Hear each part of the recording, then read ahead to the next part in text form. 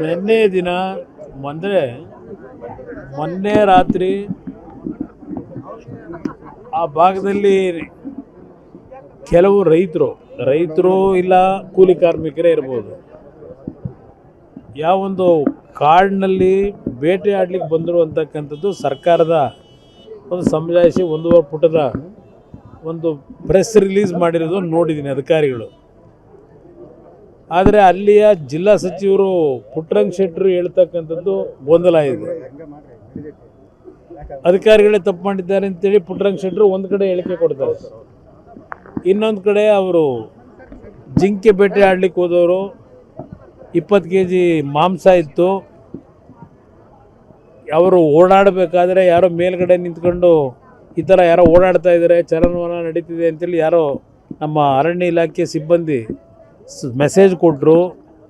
ಅದರ ಮೇಲೆ ನಾವು ಹೋಗಿ ಅವರಿಗೆ ಸರೆಂಡರ್ ಆಗಿ ಅಂತ ಹೇಳಿದ್ರು ಬೆಳಗ್ಗೆ 5:05 ಆದರೆ ಅವರು ಸರೆಂಡರ್ ಆಗಲಿಲ್ಲ. ಅದಕ್ಕೆ ನಾವು ಗುಂಡು ಹಾರಿಸ್ಬೇಕಾಗಿ ಬಂತು, ಅವರು ಗುಂಡು ಹಾರಿಸಿದ್ರು ಅಂತಕ್ಕಂಥದ್ದು. ಅದ್ರ ಜೊತೆಗೆ ಅವ್ರ ಹತ್ರ ಎಷ್ಟೋ ಗುಂಡಿದ್ವು, 4 ಇದರ ರಿವಾಲ್ವರ್ಗಳಿತ್ತು. ಅಂದರೆ ರಿವಾಲ್ವರು ನಿಮ್ಮ ಅದೇನೋ ಬೇಟೆ ಆಡೋಕ್ಕೆ ತಗೊಂಬರ್ತಾರಲ್ಲ ಅಂತೇಳಿ ಹಲವಾರು ಸಮಜಾಯಿಷಿಗಳನ್ನು ಕೊಟ್ಟಿದ್ದಾರೆ. ಅವ್ರ ಹತ್ರ ಏನಿತ್ತು, ಪಾತ್ರೆ, ಕಪ್ಪು, ಲೋಟ ಏನೇನೋ ಹೇಳ್ಕೊಂಡಿದ್ದಾರೆ. ಆದರೆ ಅಲ್ಲಿ ಒಂದು ಸ್ವಾತಂತ್ರ್ಯ ದಿನಾಚರಣೆಯನ್ನು ಆಚರಣೆ ಮಾಡ್ತಾ ಇದ್ದೇವೆ. ಅಂಥ ದಿನ ಅವ್ರು ತಪ್ಪೇ ಮಾಡಿರ್ಬೋದು, ತಪ್ಪು ಮಾಡಿದ್ದಾರೋ ಇಲ್ವೋ ಮುಂದೆ ಸತ್ಯಾಂಶ ಹೊರಗೆ ಬರಲಿ.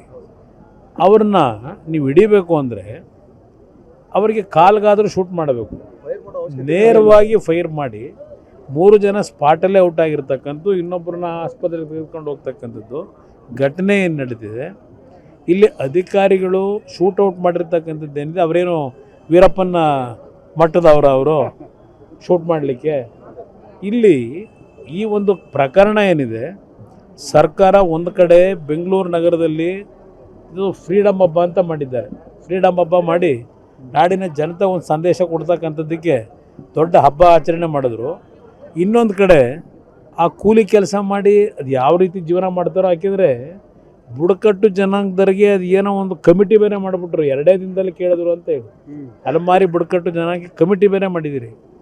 ನೀವು ಒಂದು ಕಡೆ ಒಂದು ಸಂದೇಶಗಳೇನು ಕೊಡ್ತಾ ಇದ್ದೀರಿ, ಇನ್ನೊಂದು ಕಡೆ ಇಲ್ಲಿ ಸರ್ಕಾರದ ಒಂದು ಅಧಿಕಾರಿಗಳ ನಿರ್ಲಕ್ಷ್ಯ ಅದು ನಾನು ಹೇಳ್ತಕ್ಕಂಥದ್ದು. ಈಗ ಅವರು ಗುಂಡಾರಿಸಿದ್ರು ಅಂತ ಹೇಳ್ತಾರೆ, ಇವ್ರಿಗೆ ಯಾಕೆ ಏಟಾಗಲಿಲ್ಲ? ಯಾರಿಗೂ ಅಧಿಕಾರಿಗಳಿಗೆ ಯಾರಿಗೂ ಏಟಾಗಿಲ್ಲ, ಅಲ್ಲಿ ಸಿಬ್ಬಂದಿಗಳಿಗೆ.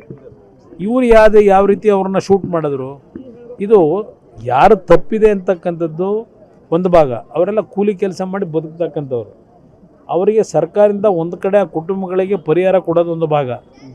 ಇನ್ನೊಂದು ಕಡೆ ಅಧಿಕಾರಿಗಳು ಯಾರು ಎಲ್ಲೇ ಮೀರಿ ಅವರ ಒಂದು ಗುಂಡು ಹಾರಿಸ್ತಕ್ಕಂಥದ್ದು ಏನಿದೆ, ಏನೋ ಅವ್ರ ರಕ್ಷಣೆಗೆ ಅಂತ ಹೇಳಿ ಅವ್ರನ್ನ ಸಾಯಿಸ್ತಕ್ಕಂಥ ರೀತಿಯಲ್ಲಿ ಅವರು ಬದುಕಲಿಕ್ಕೆ ಆಗದೇ ಇರತಕ್ಕಂಥ ರೀತಿಯ ದೇಹಕ್ಕೆ ಈಗ ಅವ್ರು ಏನು ಆ ಒಂದು ಹಲ್ಲೆ ಮಾಡಿದ್ದಾರೆ ಗುಂಡಿನ ಮುಖಾಂತರ, ಇವತ್ತು ಅದಕ್ಕೆ ಕೆಲವು ಬೆಲೆ ತರಲೇಬೇಕು.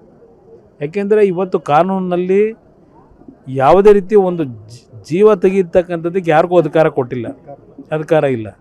ಆ ಹಿನ್ನೆಲೆಯಲ್ಲಿ ಅಲ್ಲಿಯ ಜನರ ಒಂದು ಆಕ್ರೋಶ ಏನಿದೆ, ಅಲ್ಲಿ ಜಿಲ್ಲಾ ಸಚಿವರು ಒಂದು ಕಡೆ ಒಂದು ರೀತಿ ಹೇಳಿಕೆ ಕೊಡ್ತಾರೆ, ಅಧಿಕಾರಿಗಳದೇ ತಪ್ಪು ಇರ್ಬೋದು ಅಂತ ಹೇಳ್ತಾರೆ.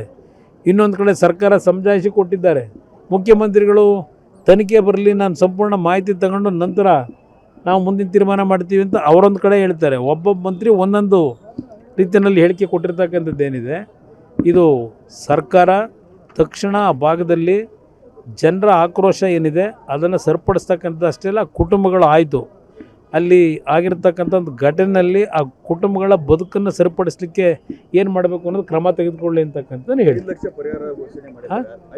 ಯಾವ 5 ಲಕ್ಷ ಇದು ಯಾಂಥದೋ ಭಾರತ್ ಜೋಡೋ ಮಾಡಿರೋ ಯುವಕರನ್ನೇನೋ ಸಂಘಟನೆ ಮಾಡೋದಕ್ಕೆ ಅದೇಂತ ಪಂಚಾಯತಿ ಮಾಡ್ತಾರೆ 6,000 ಸಂಘಗಳು ಮಾಡೋದು, 4,000 ಇಲ್ಲಿ ಮಾಡೋದು, ಅವ್ರಿಗೆ 10 ಲಕ್ಷ ಒಂದೊಂದು ಸಂಖ್ಯೆ 1,000 ಕೋಟಿ. ಯಾರಪ್ಪನ ಮನೆ ಏನ್ರಿ, ಯಾರಪ್ಪನ ಮನೆ ಇದು ಭಾರತ್ ಜೋಡೋ?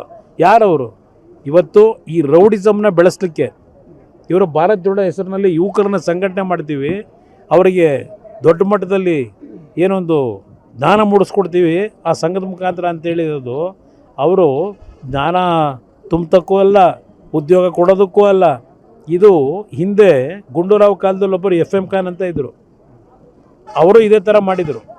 ಎಫ್ ಎಮ್ ಖಾನ್ ಅಂತೇಳಿ ಆ ಸಂಸ್ಕೃತಿಯನ್ನು ಈ ರಾಜ್ಯದಲ್ಲಿ ಪುನಃ ತರ್ತಕ್ಕಂಥದ್ದಕ್ಕೆ ಭಾರತ್ ಜೋಡೋ ಹೆಸರಿನಲ್ಲಿ 1,000 ಕೋಟಿ ನಾಡಿನ ಜನತೆಯ ಬೆವರು ಸುರಿಸಿರ್ತಕ್ಕಂಥ ತೆರಿಗೆ ಹಣ ಅದನ್ನು ಇವತ್ತು ಸಂಘಗಳ ರಚನೆ ಮಾಡ್ತೀನಿ ಅಂತೇಳಿ ಯಾವನ್ರಿ ಡಿ ಸಿಗಳಿಗೆ ಹೇಳಿ ಅವ್ರ ಮುಖಾಂತರ ಸಂಘ ರಚನೆ ಮಾಡ್ತಾರಂತೆ. ಅವರ ಮುತುವರ್ಜಿಲಿ ಡಿ ಸಿ ಕೆಲಸ ಇದೇನನ್ನ?